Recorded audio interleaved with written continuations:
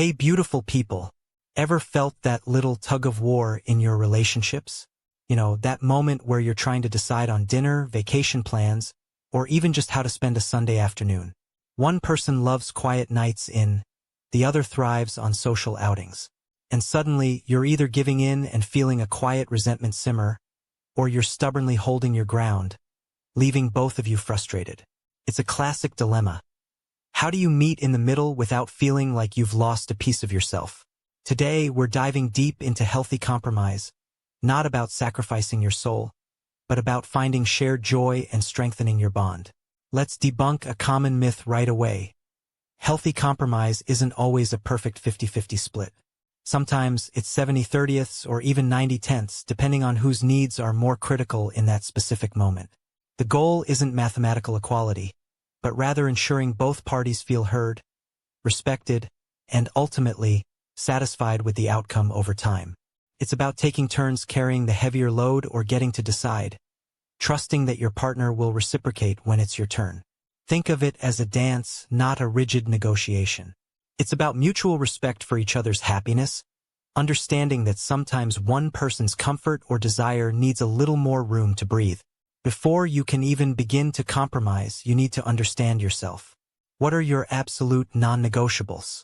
What core values, boundaries, or emotional needs, if unmet, would genuinely make you unhappy or feel disrespected? Not everything is up for negotiation, and that's okay. Recognizing your deal breakers, those things you simply cannot compromise on, is a crucial step towards healthy relationships and self-preservation. It prevents resentment from building up from repeatedly sacrificing essential parts of yourself. Take a moment to reflect. What truly matters to you in this specific situation? What is the underlying need driving your stance? Healthy compromise isn't just about stating your case. It's about deeply understanding your partner's. Often, we get so caught up in explaining our own needs that we forget to truly listen to theirs. Ask open-ended questions like, what's most important to you about this? Or, how does this decision make you feel? Listen for the underlying emotions and values, not just the surface-level preference. When you genuinely try to see things from their perspective, empathy grows, and it becomes much easier to find solutions that honor both of you. This isn't just a communication technique. It's an act of love and respect. Once you both understand each other's needs, it's time to get creative. Instead of thinking my way or your way, shift to our way. Brainstorm solutions together. Don't censor ideas, no matter how wild they seem at first.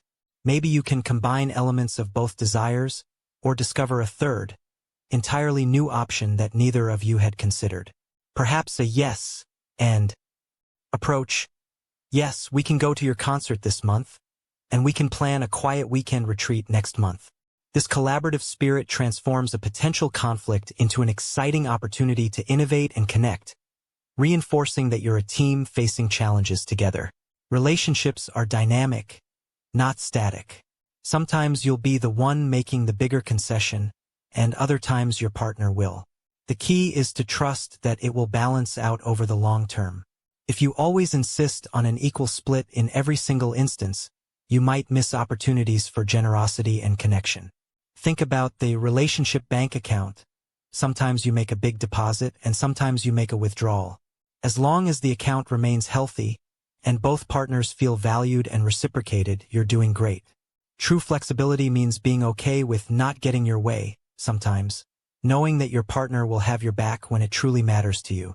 When you have a need, don't just state it. Explain the why behind it.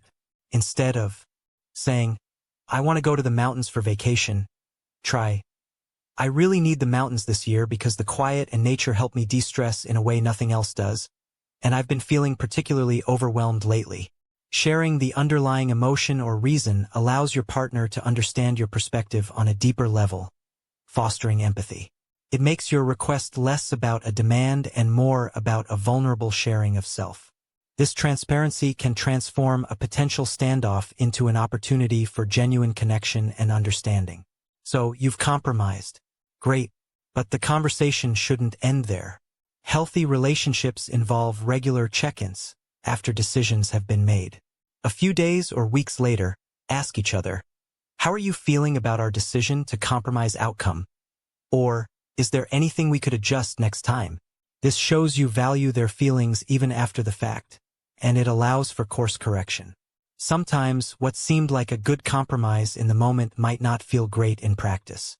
This ongoing dialogue ensures that resentment doesn't secretly fester and strengthens the foundation of trust and openness in your relationship.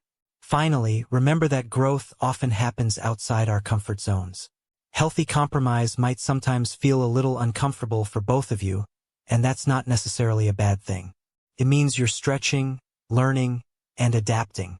The discomfort isn't about pain, but about expanding your capacity for empathy and connection. Embrace these moments as opportunities to learn more about yourself, your partner, and your relationship's resilience. It shows strength and commitment when both individuals are willing to lean into a little discomfort for the greater good of the partnership.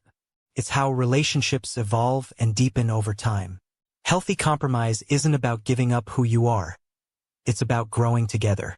It's a powerful tool for connection, born from empathy, clear communication, and a shared commitment to happiness.